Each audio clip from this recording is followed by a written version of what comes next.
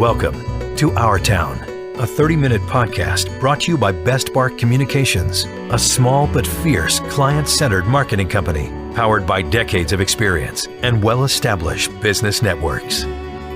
This is Our Town. This is Andy Ockershausen, and we're about to talk to the most fascinating woman in the history of WMAL radio, except for my wife, Catherine Meloy, who's now head of Goodwill of Greater Washington. It's the CEO and a chief executive and a wonderful, wonderful friend. And Catherine, welcome to Our Town.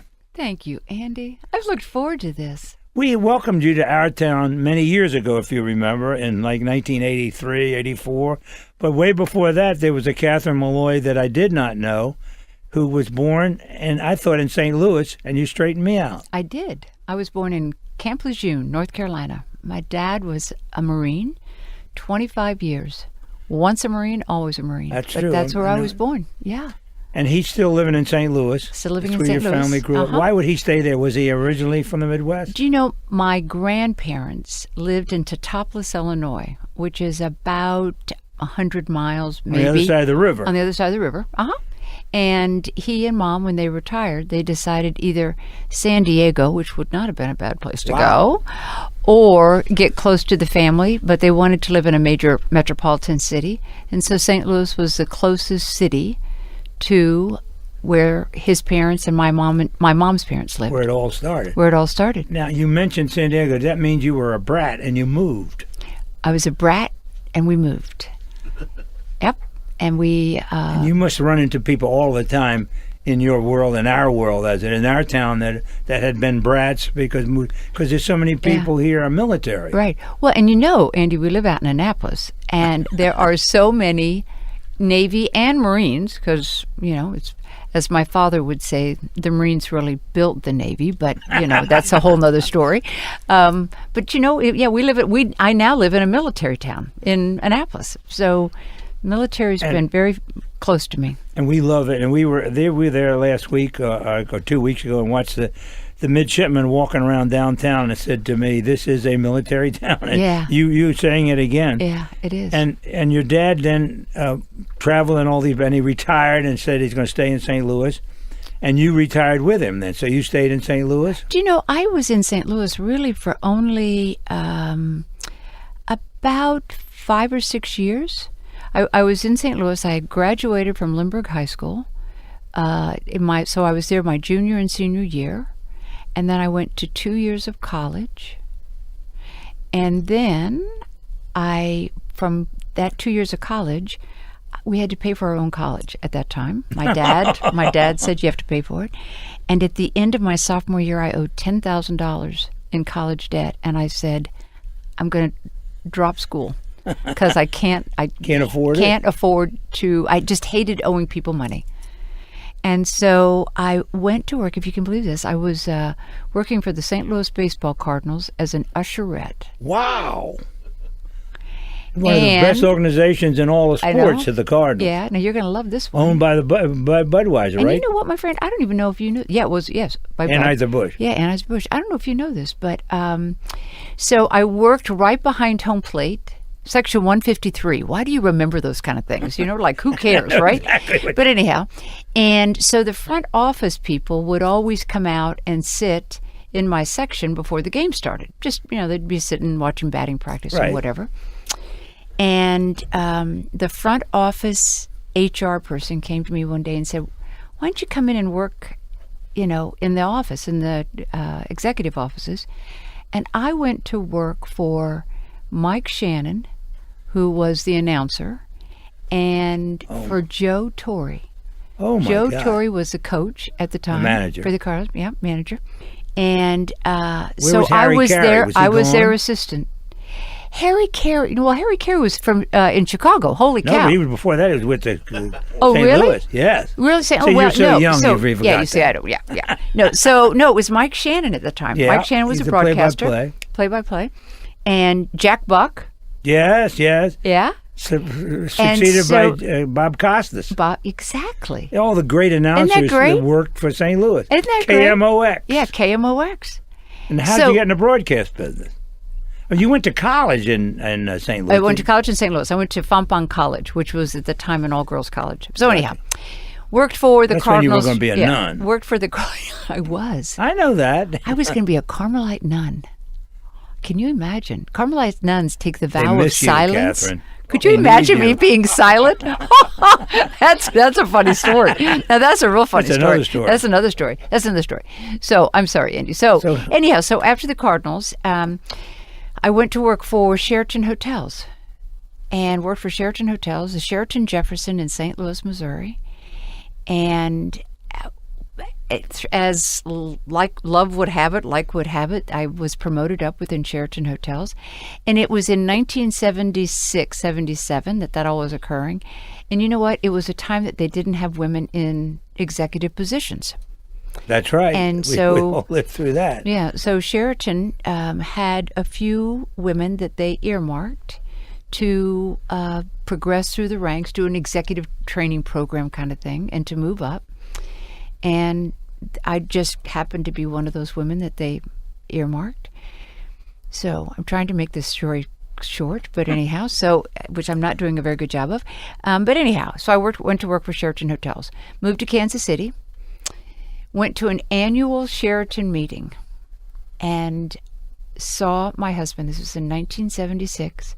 He was on a panel. He did not know me. I did not know him. He walked from the back of the room to the front of the room, just, to be on this panel. And I thought to myself, if I ever meet that man, I'm going to marry him. Wow. Little did he know. Little did he know. So a year later, Catherine, fast forward, great a story. year later, same meeting, it's an annual meeting. Right. In January, we're in New York. I'm sitting in the conference room, whatever, and it's the first meeting of the convention. And this guy comes up and sits next to me and says, "What's a nice girl like you doing in a place like this?" It's a good opening. And it was David. Oh, my God. And pitter patter, oh my gosh, my heart Well, went crazy. And he didn't even know, he didn't know that I had my eyes on him a year ago. Yeah, but he Poor might have guy. been looking at you. You're gorgeous. I mean, But you stand out in a crowd. Now I have to tell you something. Well, Now, we this all is know this is that. how the Lord works. So that night at a dinner that we had, there were 600 people there, at least 600 people, and they had assigned seats, right? Who sat next to me? David Meloy. Somebody's watching over you, honey. So can I tell you, that's how. Isn't that great? So anyhow, so All these years, he's with Catherine, I've Sheraton. never heard that You've never story. heard that story. So he was with Sheraton, I was with Sheraton, but he was a muckety muck, and I was just, I was just coming up in the ranks. Fell madly in love. I moved to Boston because that's where he was, I knew that. and we decided that we would not want to be in the same industry together because he would be moving and Yeah. whatever. And so I went door to door looking for a job and went to WEEI, which used to be in the Prudential Powerhouse Center, radio station. and did the craziest thing. I mean, now when you think about, you think about what you just do when you have Right. all But guts. you were married. When you have all guts, yeah. When you have all guts and no smarts. I mean, Where were you I had a married? lot of in the guts. Midwest? No, we were married in Martha's Vineyard. But anyhow, that's another story. No, it isn't, because that's part of you. Yeah. David had been in Dallas. I know that. Yeah, he started his career in But Dallas. I know that you end up in Boston, married, and not without a without a job. Without a job. So I just went into the radio station. I thought, you know what? I don't know what radio does, but I'm going to go in. And I You knew said, you could sell. I want to speak to the general manager. Now, the only reason why I know there was a general manager was because on the outside of the station, they had people listed, and they had the general managers at the top. And I thought, okay, I'll ask for the general manager. The general manager came out. And I've forgotten his name now. But anyhow, he came out. And I think he was so surprised that somebody would just knock on the door and say, "Here I am. How about if I come work at this radio station?" And Mike Ewing was the general sales manager at the time. And he came out, and EEI was a powerhouse at the time. Oh, EEI AM, absolutely. yeah. They did Red Sox games. And he said, anybody that's got this much gumption, you're on. Start on Monday. And I got the yellow pages. And it was commission sales. And I thought, are you kidding? I'm never going to make any money, and and I've got the yellow pages, but I didn't know what I didn't know, and that started my broadcast career. Well, and it was fabulous. Oh, well, what you've done in broadcasting and what you added to the industry. I know the story of getting started with the phone book because I hear it all the time from Janice when she started in sales. I don't know what the lady's name was. Gave her a phone book. Rosemary Bennett. Rosemary Bennett gave Janice a phone book. Says, here's your list. Yeah. She said, there's no turning back. There's no turning back. Right. That's right. And here's you did your it. list. Look, and then... Yeah. And then also, it was the phone book. Well, when David transferred from Boston to New York, I was with CBS. Right. And CBS said you can transfer to, at that time it was... Spot sales? Is that what you were doing then? Yeah, spot sales. And I went to Oldies, gosh, was it Oldies 100? No. It was the Oldies station. And I got the yellow pages there too, but guess what the yellow pages were? New Jersey. So not only did I didn't get even Manhattan, I got New Jersey. And that it was so crazy. And then David was working in the city, correct? David was working for in the Sheraton. city. For Sheraton. And Sheraton said, we're transferring you to Washington, D.C. No, to Denver. Oh, no, Catherine. So went to Denver. You're like a brat again. Exactly, I'm like a brat again. And so we moved to Denver, and the people in Denver thought that because I'd worked for CBS New York, that I really knew what I was talking about. Of course, I didn't. Yes, you did. And about a year after I worked for Kim, KIMN, which was also a great station, Kim and KYGO, which was a country station. Oh, wow. Great call letters. General sales manager's position came available, and I went for it and got it. And then David was transferred to Washington. From Denver to Washington. And then I came here. Yep. Oh. Whose phone is that? I think that is. Catherine. That is. I don't know what to do with this. I'm going to try to get rid of it and pretend like it didn't happen. Ken didn't hear. But and then that is the beginning of our relationship, because you worked, as I found out at the time, Catherine, you were working for some Mickey Mouse station in Baltimore. I know. Which was a powerhouse station. But you know what, Andrew? What you don't know, what you won't remember, is that, look at you. You're looking at me like, what? When we moved here, I came and tried to get a job with Tony Renault. Wow. And he turned me down. And so... Before I came here. And so, who didn't turn me down was WBAL and WIYY. Right. And Ed. so well, you know what? It wasn't Ed Kieran at the time. It was Dave Barrett. Oh, I remember him. Ran the radio stations, and I will say this: he gave me a chance. And BAL, a powerhouse station. Yeah, and I was national sales manager for both, and general sales manager for IYY. Wow. And I was only there for 6 months. And then I got a call from Tony Renault. And Tony said, you know what, we've got this position open down here as national sales manager. And I, want you to meet our general manager. And that's how I came to work for you. I recall the commute was... Tony, how'd you ever let this woman get away? You got to be stupid. Yeah, and BAL and IYY, they were fabulous stations. Great place. Really, great place, and great place to work. And Dave Barrett was fantastic. Wonderful guy. Fantastic. He went right up in the Hearst organization. Totally, yeah. Yeah, he was big. The president of Hearst Broadcast. Yeah, but the commute between Washington and Baltimore. And what's interesting is I think, as the years have gone by, the two cities have become closer united.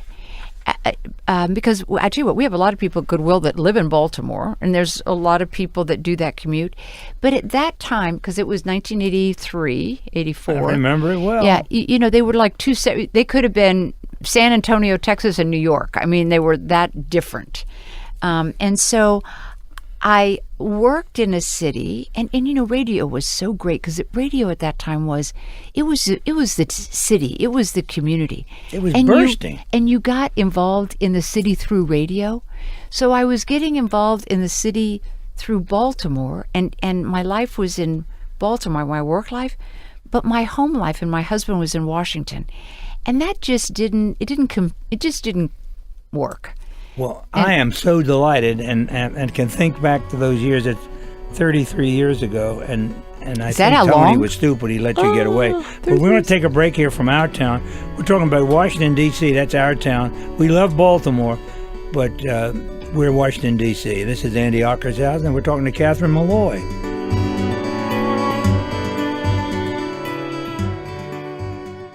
This is Sonny Jorgensen. Got a confession to make. I let my wife drag me to one of those Mike Collins estate planning seminars. Like I don't have enough on my plate with a certain football team. Actually, it wasn't too bad. In fact, we both learned a whole lot about how to protect our kids and grandkids down the road and to take care of ourselves right now. So if you get one of Mike's invitations in the mail, go. I'm glad I did. Get all the information and register online at MikeCollins.com. That's MikeCollins.com.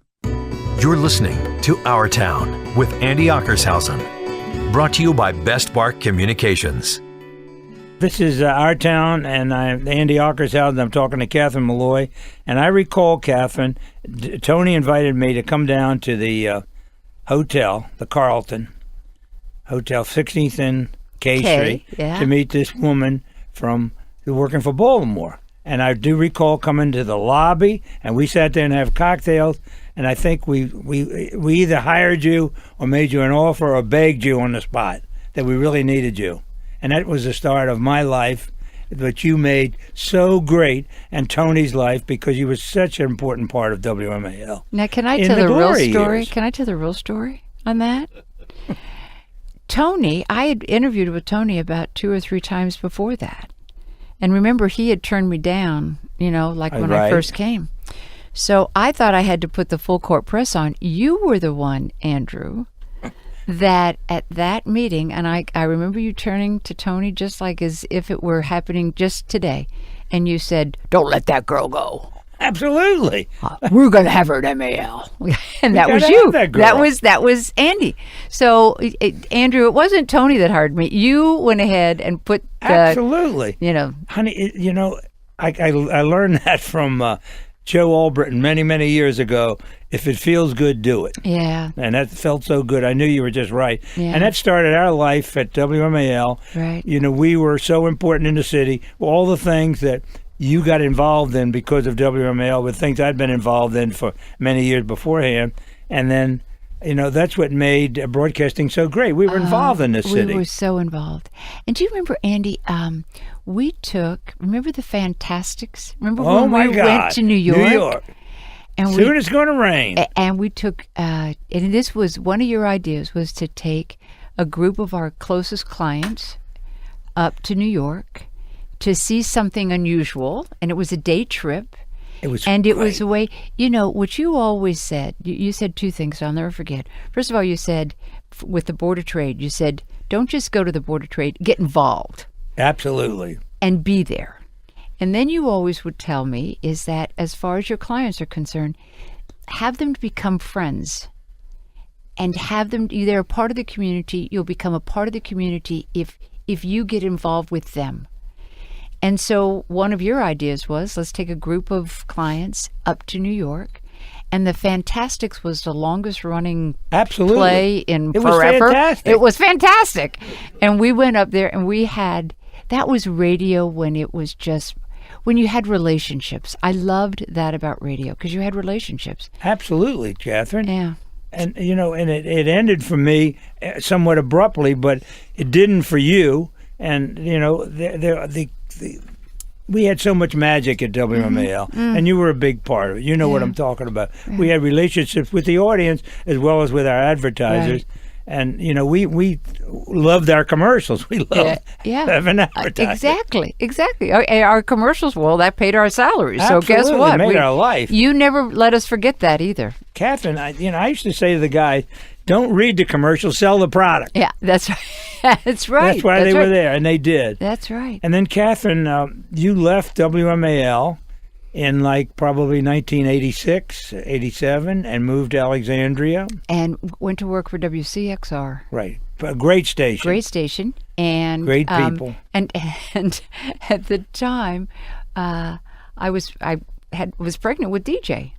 That's right. Yeah, that's right. That's right. And then after that, What's the name of the station that you went to in Alexandria? WCXR. It was classic rock. Right. Classic rock. And then I was there a couple years, and then John Verstandick called me and said, and that was through you. Absolutely. That was through you. You went ahead. You were friends with John Verstandick, and you said He John said, came I need to a you. general manager. And I said, well, you're not getting me because I don't like your music. And I love you, John. I love the callers, but it's not me. Because it was classical. You got to be somebody that's classical. Yeah, I have no class. WGMS. And so I said, I got a woman that's got more class than you can handle. And he called. And then I became the general manager of WGMS, Right. AM and FM. And then through that, WGMS FM became Sports Talk 980. Exactly. And the Rails And brothers. the Rails brothers went ahead and went and bought the radio stations along with John. And you know, I learned, I would tell you something, probably the greatest business experience that Everything I've you had. did, Catherine, was upping your experiences. Well, but the best that I've had as a foundation was working for the Rails brothers. Oh, I'll bet. You know, they were smart and they were involved, and they, you know, I always say this: they're students of business. They're true students of business, and they taught me. They taught me that you don't know everything, and so you got to go out and You know what you don't got know. to find out from the best on how to be better at your own job. And so that was a great experience. Well, they're legendary in the finance world because they know how to do it. They know how to do it. And I read them in the paper almost every day. They're either buying or selling something. Right. And they're always upping their wealth and upping their company. And Catherine, before we get into your illustrious career with Goodwill, we're going to take a break and come back and talk about what you've done to put the Goodwill on the map. This is Andy Ockershausen. This is Our Town, and we're talking to Catherine Meloy.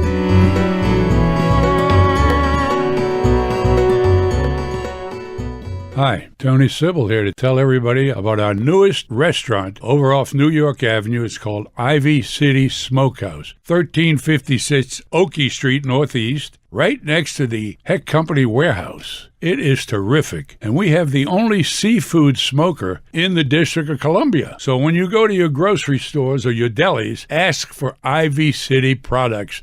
202-529-3300 or ivycitysmokehouse.com. Our Town with Andy Ockershausen. We're talking to Catherine Meloy, the President, CEO, and Chief Bottle Washer of Goodwill of Greater Washington. But before that, Catherine got herself involved and stayed involved, as I did for many years, with the Greater Washington Board of Trade. Greater What Washington an Board of experience. Trade. It was. And as I said, you know, you said show up and act interested and get involved. And the Board of Trade, I will say, has been probably the one business organization, I think that we would both say, Absolutely. has given us relationships, contacts. People at the Board of Trade have supported us at radio, and then when I moved on to Goodwill of Greater Washington, I will tell you they've been stalwart in just their support. And talk about our town equals the Board of Trade.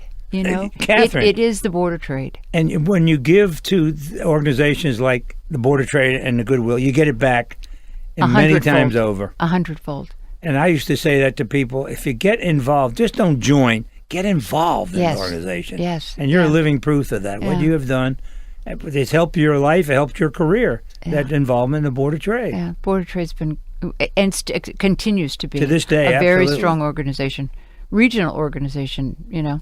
So here you're living life, you're having a wonderful career in radio at WBIG, you're the queen of the radio industry in Washington, and you left to go with Goodwill. Now that, to me, was a great thing for Goodwill, but it was a shock to broadcast to lose you.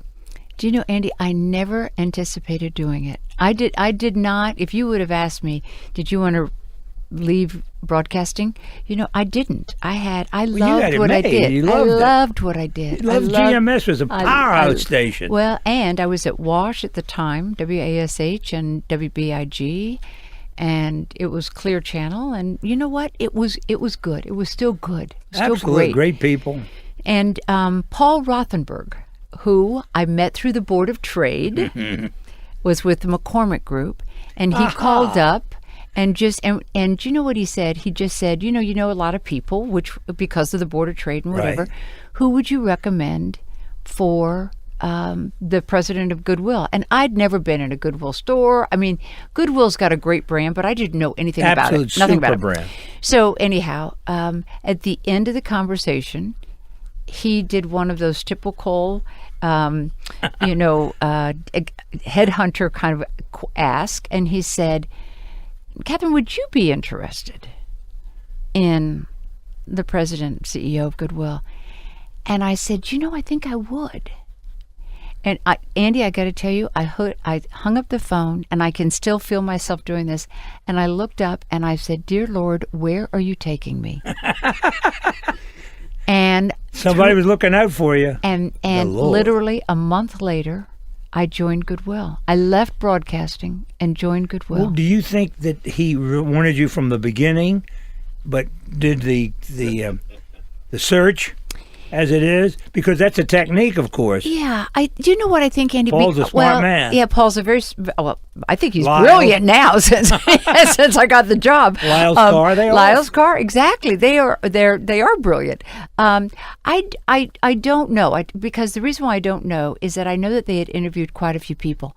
But I think what Paul and what Lyle's do very well is that they don't just stop with the cadre of original people. They keep searching because, Absolutely. you never know what a board's really going to look for or what's going to click. And it just clicked. And it was the best thing I've ever done. That put you in a wonderful spot. How many years? 13 years it's been? 13 years. How Catherine, fast they've gone by. It seems like yesterday we went to your farewell party Yeah. from Clear Channel. Yeah, exactly. 13 years. 13 and you years. have put Goodwill on a map that was never there before. And you've loved every minute of it. Yeah, and first of all, as you know, it takes a team. It takes a great team. Yeah. And I brought a couple of broadcasters with me. Brendan Hurley is our Absolute chief marketing CEO. officer. Michael Frome, who was in radio here, is our chief operating officer, our COO. Liz Rienzo, who was my assistant Liz. in Clear Channel. She's Can't live still without with her. me. So there was And then you had group, a talented board to work with, did you not? a great board. It goes back to, and I'll tell you what, I'm going to equate Goodwill of Greater Washington to WMAL and what you taught me. At WMAL, you taught me to be a part of the community. And you say, we've really moved Goodwill up and it's got a great presence in the community. But you know what it is it's Goodwill, the team, and myself, we wanted to become a part of the community, and we wanted to help the community, and we wanted to make an impact in the community. And so we did. And as WMAL had a great brand, Goodwill has got a great brand. Fabulous brand. And it was, you always felt very responsible that you were responsible for MAL's brand. And what Goodwill allowed me to do is it allowed me to be responsible to that Goodwill brand and to make sure that it not only was it never tarnished, but that it really rose to be an exemplary and model nonprofit in the community. You exploited it, which is a good word. You've exploited I guess that would be the word. Wonderful brand of Goodwill and said, this is so good. It is. And it it's is better than we even realize. Right. And what people don't know, people always think, and I did too, that Goodwill was these thrift stores, and Absolutely. And that the thrift stores were just we priced things so that people who did not have much money could come in and buy things. Correct. Just an That's old what you clothes think. store. And what nobody knows, and people still don't understand, that the retail stores, that the Goodwill is the best social enterprise ever known to mankind. So you donate that shirt. We go ahead and we sell it at our stores. And can I tell you something? Thrift shoppers can be people who need to buy there, or they're also people who make $200,000 a year and love the thrill of the hunt in Goodwill. In a store. So then we sell that. The money that we make, the profit that we make off of that, goes to our mission, which is training and employing people with disabilities and disadvantages. And so we have industry sector training. So we train people in hospitality, in security. We've trained There's people so much in construction. more to Goodwill than old clothes. So much more. So that simple shirt actually goes ahead and provides training and employment for people who are disadvantaged or disabled. Well, and the other thing people don't know about this Goodwill is that we have 10 government janitorial contracts. Goodwill goes I ahead did not know that. and has the That's why you're here. Our Yeah, town should exactly. know more about what you're doing. We have the janitorial contract at the Senate office building. Yeah, that's just one of our janitorial contracts. So, and the people, 75% of the people who work at the Senate office building in our project there are people with severe disabilities. So it's a beautiful. It is a beautiful, beautiful way of You're getting them back in the serving community. people. They're making money, and they feel right. like they're worthwhile. That's right. Now, how about your school? Now, The school Excel is an Center. adjunct of that. I know you have an arrangement with Marriott. Well, You've taught a lot of people in the hospitality industry. The school is the outcome of a project that we did with Marriott, the Marriott Marquis. Quickly, we went ahead and were given a grant in order to provide people, district residents, an avenue in which they could actually become employed by the Marriott Marquis when it was ground up. And we worked with Marriott and also with, the people over at the Convention Center, which was... what do they call it? oh my golly! I know what it is. About Events DC. DC. Destination DC? No, it's not Destination Events DC. Events DC. Events DC. And they, as a matter of fact, they were the ones that actually had the contract, and we worked for them Right. to do this. Anyhow, through this whole period of time that we were working with them, our board, the board that you were talking about, which was a fantastic board, they kept on saying, okay, so you've done this project now with Marriott, but what are you learning from it, and what are you going to do as a result of it? What we learned from the project with Marriott What's next? That's what they which want is to know. what's next. 63,000 adults in the District of Columbia do not have a high school diploma. They drop out of school. 63,000. Now, Goodwill can get these people jobs, but what happens is you can't get them careers. You can only get them entry-level jobs because you still need an education. And so out of this whole project that we did with Events DC, and that we worked with Events DC, we went ahead and said, what's missing is that there is not a high school for adults who have dropped out of school in the District of Columbia. And the one good thing about the District of Columbia, our town is very chartered school friendly. And so we began the process of opening up a chartered school, a chartered high school that is diplomaed for adults in the District of Columbia. And I will also tell you this, what's great about our town is that the District of Columbia public chartered school system, the board and that staff are incredible. And they walked beside us and helped us to put this adult chartered school in the District of Columbia. August 22nd was our opening school day, and we have 325 students who are coming to our classes every day. Two things that we do at the classes is that, first of all, on our campus we have childcare, because the number one detriment to people coming back to school is that they don't have childcare. So we've partnered with the YMCA, and they run our child care center, and it's right there on campus. So mothers and fathers can come in and drop their children off and go down to school. And the second thing is that we pay transportation stipends for all students so that there is no barrier to them coming to the school. And that is that's an incredible thing. It's called the Goodwill Excel Center. Two things that you've just told me to blow my mind. One is having a daycare, and then transportation. Because if they're in a bad place, they can't get there. It's the next step, and more people can get lessons from this. You got to give to the city, and you'll get back. That is so true. I learned from the best, Andy. And, I think it's so interesting that you call this our town, because it really is our town. It's yours and my town. And if we don't do the right thing for the people in our community, then guess what? Our town will not be a strong town. And that's what I think you and I both feel, that we're very responsible. We do. Very responsible. Well, Catherine, when we started this project, Our Town on television, we did a taping at Duke Zebert's. Somebody, and there was my leader at the time, said to me, "This is you, Andy. This is your town. Do a show called My Town."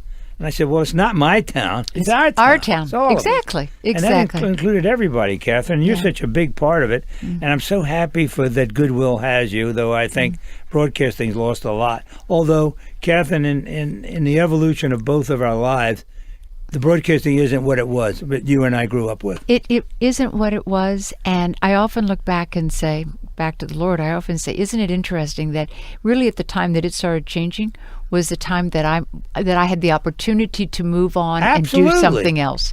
And you were at the height of the industry. I am so blessed that I was truly given the opportunity to be involved with Goodwill here in Washington, D.C. You know what, Andy? It is the best job I have. Every day I wake up and I feel so blessed that I get to do what I get to do in our town. Absolutely, and you do it with so much class and dignity, Catherine, and that's what we've always loved about you. And you're such an addition to our town, and to I'm sorry it's not radio, because that's what they need, some help, but there are no more Catherines in radio. But you're so great for our town and so great for Goodwill, and we're delighted that you could spend this time with us, and we wish you nothing but great success for the future. We don't have a WMAL anymore, but we have our town to help you with. We have our town, and we have our friendship. Oh, don't we? Thank you. It'll never end, Catherine. We love you dearly, and thank you for being with us today, and we'll be back with another Our Town in 2 days. Thank you. You've been listening to Our Town Season 1 with your host, Andy Ockershausen. New Our Town podcast episodes are released each Tuesday and Thursday. We welcome your comments and suggestions on how you like the show or who you'd like to hear from next. Catch us on Facebook at Our Town DC or visit our website at OurTownDC.com. Our special thanks to WMAL Radio in Washington, D.C. for hosting our podcasts.